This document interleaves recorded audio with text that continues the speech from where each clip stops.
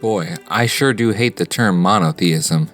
Theoretically, it just means the belief in one God, which sounds simple, except what is a God? What qualifies as a God? A supposed monotheistic religion will have one God with other supernatural beings, but they'll just be stuff like angels and demons. But what is the difference between angels, gods, demons, deities? Is it just a difference in power? And if so, how do you measure that? In wattage? Is it that gods are all-knowing, all-powerful, and uncreated? Because the ancient Greek gods were none of those things. Perhaps the word takes on a different meaning, depending on the number of gods present. So, when there's only one god, it'll be defined differently than when there are two gods, making the distinction with a capital G or a lowercase g god. The same way a cat becomes a different species when you capitalize the C and it becomes a capital C cat. But what if a religion believes in more than one capital G god or one lowercase g god? See, the premise of monotheism is that you can categorize religions by how they categorize the supernatural world. But here's the thing, we can classify the observable world in a very high degree, with tigers being a mammalia carnivora felidae, with important differences that make it different from this mammalia carnivora felidae. Other languages have a word for the exact same concept, and capitalizing the word doesn't change its meaning. We can't do this with angels and demons. The natural world can be observed. The supernatural world cannot. How can we be sure anyone is monotheist when we can't decide what a god is and is not? It is just about using words to communicate what you mean. But depending on what you mean by God, could determine if something like the Bible has one God, multiple gods, or no gods. Just like something is a religion, a cult, or a relationship, depending on what you mean by those words. I know this annoys people who demand static categories and definitions, just as it annoyed me as a kid that elves' height and whether or not they made cookies, toys, or fired bows and arrows was very inconsistent. So if a religion is mono-elf, what am I supposed to picture here? And that's still in English. Terms like trolls, ogres, goblins, elves, gods, these aren't words that exist in every language and have a direct parallel to other beings across all cultures. In other words, what is the Cambodian word for elf? And if you tried to understand the beliefs of some remote tribe, how would you tell if they worship spirits or gods, or both of them? These are English words, not really in their vocabulary, uppercase gods or otherwise. Really, we should just accept limitations for words like God. They can still be useful, but understand there's a chance for miscommunication. Like if I were to say I believed in a God, it might not mean the same thing as when Spinoza says he believes in a God. It would be better if we completely change monotheism's definition from the belief in one God and make the new definition the worship of a single being, putting the focus on the verb rather than the abstract noun. It's a lot easier to be objective on what a religion considers idolatry, rather than deciphering its cosmology, debating vocabulary and translations. And if that was all that was meant by monotheism, I'd have no problem with the term. Asking if a religion restricts worship to one being would be like asking if a religion believes in an afterlife, or has sacred texts, or food restrictions. But there's a problem. Monotheism isn't really about gods. It's about separating the ancient religions from the modern or even medieval religions. And this is why the term is so infuriating. Because monotheism is not just that it's an unworkable classification, it's how we classify religions based on how they classify the supernatural world to determine the value of a religion. Like metalworking, animal husbandry, and writing, Monotheism is treated like an advancement in human history, an improvement on previous religions, which would all become monotheistic or be replaced by religions that were. But the reason people started writing is because it's useful. Why is one God more useful and sophisticated than having two? Well, it can't, unless we assume that having one God fundamentally changes the religion and what it can be. Just looking at Judaism, Christianity, and Islam, each considered very monotheistic and very similar to each other, especially if you consider the number of gods in any religion to be the most significant factor in any religion. Is this just the constraints of having one God, resulting in religions resembling each other? Except these religions didn't evolve independently of one another.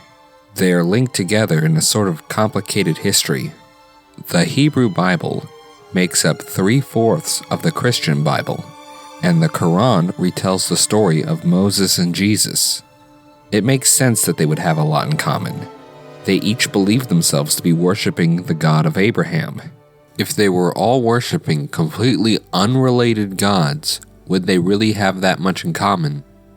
It's worth considering that two monotheistic religions could have nothing in common, except for them both being religions, and also the having one God. But even so, religions aren't all the same, just with different gods. It's not without reason that for all the historical connections, similarities, and claiming Abraham's God as their own, Judaism, Christianity, and Islam are still considered different religions. If you only focus on how religions are similar, you'll never know what makes them unique. I hope I'm making my point. If not, let me be more direct. If all monotheistic religions are functionally the same, then every monotheistic religion is functionally Christianity. Does this not sound reductive? Unfortunately, Christianity is the one religion most English speakers are familiar with. And to quote the scholar Friedrich Max Müller, "If you only know one religion, you don't know any religion." I fear people make assumptions that because they know about one monotheistic religion, they know the basics on any monotheistic religion.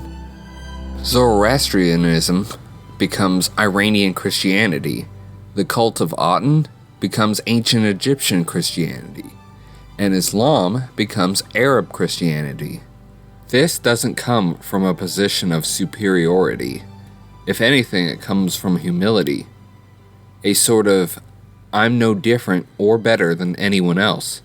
But there are differences, and that shouldn't be hidden behind making their defining characterization having less than two gods. Why fixate on how many gods are in a religion if it tells us nothing else or possibly nothing about a religion? There is a real lack of imagination for how different religions can be. A small but relevant example, Buddhism doesn't center around any gods.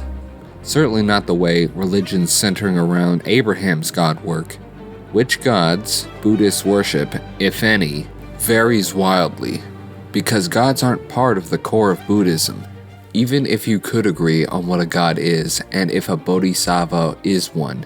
So if we can't say Buddhism is or isn't a monotheistic religion, how are we supposed to tell if it's any good? That's a joke, of course. If a religion is better than another, it can't be determined by whoever has the least amount of gods. Atheism wins that every time. The real differences between religions requires more than debating what can be called a god. And if you are wondering why certain religions are super influential, important, and successful, there could very well be a reason. But you probably won't be able to summarize it in one word. But how do you explain the success of monotheism? Did they not suddenly appear and supplant religions much older than themselves? But many religions today aren't monotheistic. Maybe. Kinda. Depends, really. Some say Hinduism can be monotheistic, and you can't prove that it's not. If enough terms are moved around, any religion can be monotheistic. Prove that a Hindu can't believe that all the gods worshipped are actually aspects of a singular god, or something. If one god is better than two, why shouldn't they claim to have only one god, and to have done it first? People really argue over which was the first monotheistic religion, like it takes a team of scholars and a room full of philosophers pondering all day before you can reduce all the gods to just one. I mean, just imagine all the time you would save only worshipping one god. Either way, Hinduism is still the third largest religion, and I don't think it's because it can be monotheistic. So where's the next, less ambiguous monotheistic religion? Sikhism? It seems like the only reason to argue for monotheistic supremacy is just the size of Christianity and Islam. And as an impressive number as they are, I don't think any religion with one god is going to see those same results on that alone. There is just way more to the story on which religions succeeded where. So every time I hear some kingdom, tribe, or nation is actually super advanced because they were monotheist, that the ancient Greeks could have had monotheism without Christianity if they had just demoted 11 of the 12 Olympians, that the Bible was not originally monotheist, that Christianity isn't actually monotheist because of the Trinity, or that atheism is the most advanced form of religion because they're willing to go one step further than the monotheist. My eyes just start spinning uncontrollably. Let's just drop monotheism as a category. You cannot objectively create a standard for what is and isn't a god, or how to count them, nor can you assume anything else based off of that information. But maybe you don't want to get rid of the term, because it's how you understand the world. But that's because it's a crutch. Leave it behind. Better to admit that you don't know what Zoroastrianism is, rather than pretending to be an expert by calling it a dualistic monotheistic religion. Because what does that tell you? I want to thank you for listening this long. I'm not really good at recording, but I hope you appreciate I didn't use AI voices. I'm really tired of hearing those. I have re-scripted this and started from scratch multiple times. I just really hope my point was made. And I hope to follow this video up with another one about whether or not the Bible is monotheist. And hopefully you can guess my answer based off of this video.